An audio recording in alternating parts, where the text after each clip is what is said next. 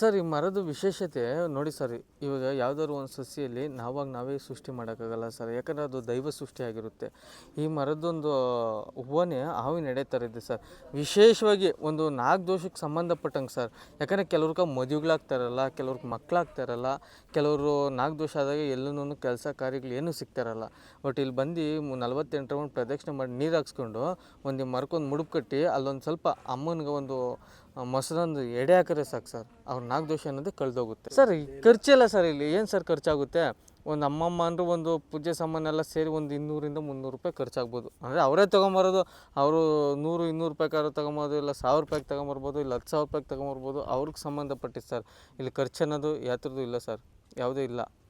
ಯಾಕಂದರೆ ಬೇರೆ ಕಡೆ ಅಷ್ಟು ಇಷ್ಟು ನಿಮಗೆ ಗೊತ್ತಿರ್ಬೇಕು ಸರ್, ಎಲ್ಲ ಕಡೆ ಯಾವ ಥರ ಇದು ಮಾಡ್ತಾರೆ, ಏನು ಎತ್ತ ಅನ್ನೋದು.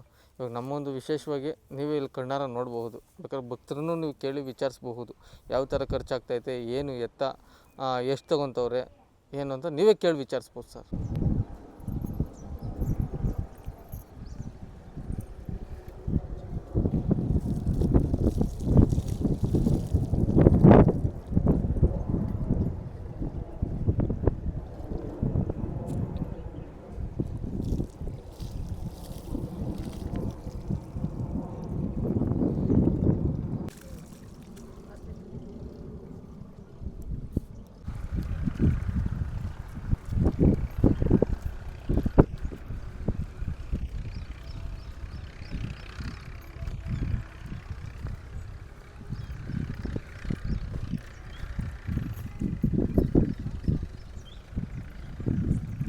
ನಮಸ್ಕಾರ, ನನ್ನ ಹೆಸರು ಮಲ್ಲಿಕಾ ನವೀನ್ ಅಂತ. ಇದು ಬಂದು ಶ್ರೀ ಶಕ್ತಿ ಜ್ಞಾನದೇವಿ ಅಮ್ಮನವರ ಶಕ್ತಿಪೀಠ. ಅಡ್ರೆಸ್ ಬಂದು ದೊಡ್ಡಬಳ್ಳಾಪುರ ತಾಲೂಕು, ತೂಪ್ಗೆರೆ ಹೋಬಳಿ, ಗಂಟಗಾನಹಳ್ಳಿ ಗ್ರಾಮ ಅಂತ ಹೇಳ್ಬಿಟ್ಟು. ಇದು ಏನಂದರೆ ಕಾಮಾಖ್ಯ ದೇವಿ ಅಂತ ಪೂಜೆ ನಡೆಸ್ತಿರೋದು. ಇದು ಬಂದು ಹೆಣ್ಣು ಮಕ್ಕಳಿಗೆ ಸಂಬಂಧಪಟ್ಟ ಹಾಗೆ ಅವರ ಒಂದು ಅಂಗದ ರೂಪವಾಗಿ ಈ ಸ್ಥಳ ನಿರ್ಮಾಣ ಆಗಿದೆ. ಇಲ್ಲಿ ಏನಂದರೆ ಏನು ಲೇಡೀಸ್ ಪ್ರಾಬ್ಲಮ್ಮು, ಪೀರಿಯಡ್ಸ್ ಪ್ರಾಬ್ಲಮ್ಮು, ಹೊಟ್ಟೆ ನೋವು, ಸೊಂಟ ನೋವು ಮತ್ತು ಸಂತಾನ ಇಲ್ಲದೆ ಇರೋರು ಎಲ್ಲರೂ ಕೂಡ ಬಂದು ಶ್ರೀ ಶಕ್ತಿ ಜ್ಞಾನದೇವಿ ಅಮ್ಮನವ್ರ ಹತ್ರ ಅರಿಶಿಣದ ಒಂದು ಮಡಿಕೆಯಲ್ಲಿ ಅರಿಶಿಣದ ನೀರು ಹಾಕ್ಕೊಂಡು ಬಂದು ಇಲ್ಲಿ ಒಂದು ತಂಬಿಗೆ ನೀರು ಹಾಕಿಸ್ಕೊಂಡು 9 ಪ್ರದಕ್ಷಿಣೆ ಮಾಡಿ ಹೋಗೋದ್ರಿಂದ ಅವರೊಂದು ಪ್ರಾಬ್ಲಮ್ ಅನ್ನೋದು ಸಾಲ್ವ್ ಆಗುತ್ತೆ. ಮತ್ತು ಇನ್ನೊಂದು ಏನಂದರೆ ಇಲ್ಲಿ ಆಗಾಗ ಸರ್ಪ ಸಂಚಾರ ಅನ್ನೋದು ನಡೀತಿರುತ್ತೆ. ಅದರಿಂದ ನಮ್ಮ ಒಂದು ಆರೋಗ್ಯ ಆಗಿರಬಹುದು, ಎಷ್ಟೋ ಒಂದು ಪಾಪ ಅನ್ನೋದು ಕಳೆಯುತ್ತೆ ಅನ್ನೋದು ನಂಬಿಕೆ. ಇನ್ನೊಂದು ಬಂದು ಇದು ಪೂರ್ವದಿಂದ ಒಂದು ಪಶ್ಚಿಮಕ್ಕೆ ನೀರು ಹರಿದು ಹೋಗುತ್ತೆ, ಹಾಗೆ ಕೂಡ ನಮ್ಮ ಒಂದು ಹೆಲ್ತ್ ಇಶ್ಯೂಸ್ ಕೂಡ ಹಾಗೆ ಹರ್ಕೊಂಡು ಹೋಗುತ್ತೆ ಅನ್ನೋದು ಒಂದು ನಂಬಿಕೆ. ಮತ್ತು ಇನ್ನೊಂದು ಏನಂದರೆ ಅಮಾವಾಸ್ಯೆ ಹುಣ್ಣಿಮೆಗೆ ಶ್ರೀ ಶಕ್ತಿ ಜ್ಞಾನದೇವಿ ಅಮ್ಮನವರು ಮತ್ತು ಭದ್ರಕಾಳಿ ಅಮ್ಮನವರು ಅಂತ ಮೆರವಣಿಗೆ ಇರುತ್ತೆ. ಮೆರವಣಿಗೆ ತೆಗೆದಾಗ ಅವರು ಸಂಬಂಧಪಟ್ಟಿದ್ದೊಂದು ಸ್ಥಾನಗಳೆಲ್ಲೆಲ್ಲಿದೆಯೋ ಅವರಾಗೆ ಕರ್ಕೊಂಡು ಹೋಗ್ತಾರೆ.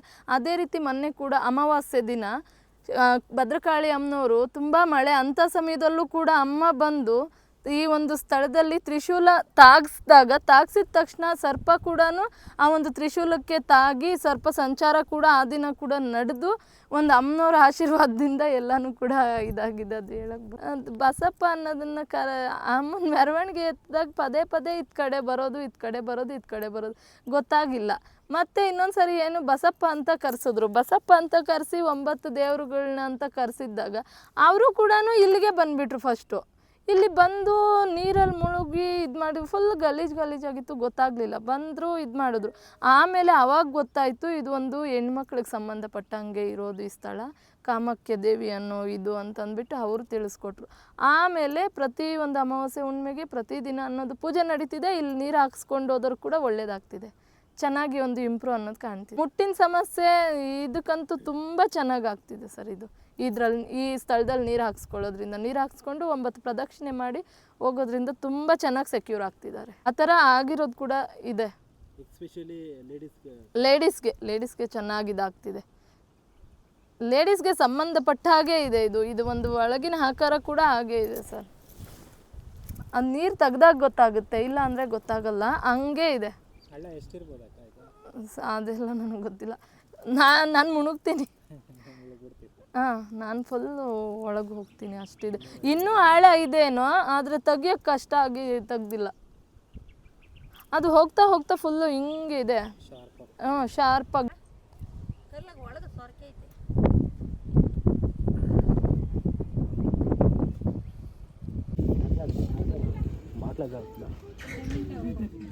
ಯಾಕೆ ಕೊಡ್ತೀನಿ ಅದ್ರ ಆಯ್ತು ತಿರ್ಗಾಗದ ಚಪ್ಪು ಹೀಗಿದೆ ಅಂತ ತಿರುಗಿಲ್ಲ ಅಂತ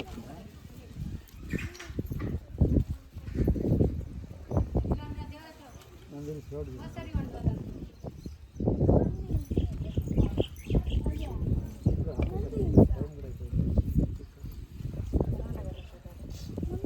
ಅವ್ರ ಬುಕ್ ರಾಸ್ಕೊಂಡು ಅಷ್ಟೇ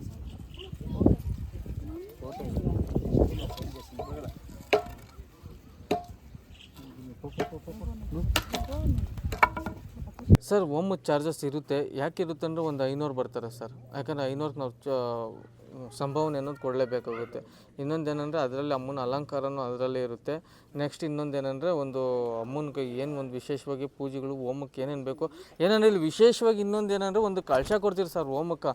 ಸುಮ್ಮನೆ ಅವ್ರನ್ನ ಕರೆಸ್ಬಿಟ್ಟು ಕೂರಿಸೋದಿಲ್ಲ ಸರ್. ಒಂದು ಕಳಶ ಕೊಟ್ಟು ನಾವಿಲ್ಲಿ ಮಂತ್ರ ಅನ್ನೋದು ಯಾವ ಥರ ಒಂದು ಹೋಮಕ್ಕೆ ಇದು ಮಾಡ್ತಾ ಇರ್ತೀರೋ ಒಂದೊಂದು ಬೇವಿನಲ್ಲೇ ಒಂದೊಂದು ಕಳಶದ ಮೇಲೆ ಆಗ್ತಾನೂ ಅವರೊಂದು ಕಷ್ಟಗಳೆಲ್ಲನೂ ಸಂಪೂರ್ಣವಾಗಿ ಬಗೆಹರಿತೈತೆ ಸರ್ ಆ ಒಂದು ಕಳಶದಲ್ಲಿ.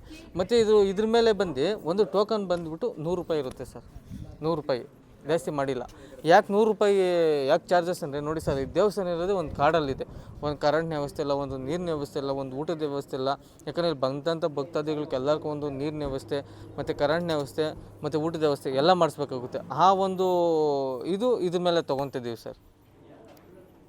ಮತ್ತೆ ಅದು ಹೋಮಕ್ಕೆ ಎಷ್ಟು ಚಾರ್ಜಸ್ ಸರ್? ಚಾರ್ಜಸ್ ಬಂದ್ಬಿಟ್ಟು ಒಬ್ಬೊಬ್ರದ್ದು ಒಂದೊಂದು ಥರ ಇರುತ್ತೆ ಸರ್. ಕೆಲವ್ರದ್ದು 500 ಇರುತ್ತೆ, ಕೆಲವ್ರದ್ದು 1000 ಇರುತ್ತೆ, ಕೆಲವ್ರದ್ದು 1500 ಇರುತ್ತೆ. ಅವ್ರವ್ರ ಕಷ್ಟದ ಮ್ಯಾಗ ಒಂದು ಡಿಫ್ರೆಂಟ್ ಆಗುತ್ತೆ ಸರ್ ಅದು. ಯಾಕಂದರೆ ಕಳಶ ಅನ್ನೋದು ಯಾವುದೊಂದು ಕಷ್ಟಕ್ಕೆ ಯಾವ ಥರ ಹೆಂಗೆ ಕೊಡ್ಬೇಕಂದ್ರೆ ಕಳಶದ ಮ್ಯಾಗ ಡಿಫ್ರೆಂಟ್ ಆಗಿರುತ್ತೆ ಸರ್ ಅದು.